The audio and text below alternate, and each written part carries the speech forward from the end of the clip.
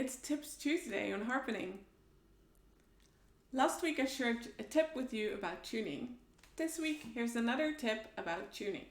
Years ago I met this harp builder, Brok, and he gave me a tip about tuning when I first bought a harp from him. The tip he gave me was to always end your tuning with going up.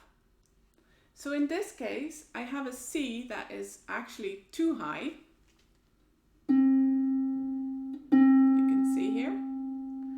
So what I'm going to do is tune it down so that it's too low first.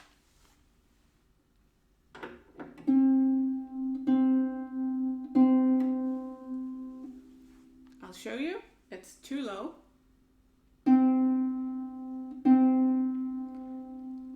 Now I'm going to tune it up until it has the right tension.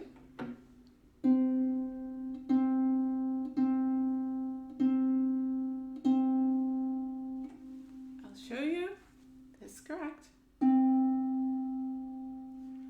Now, because I ended up in an upward motion, it'll keep its tension better.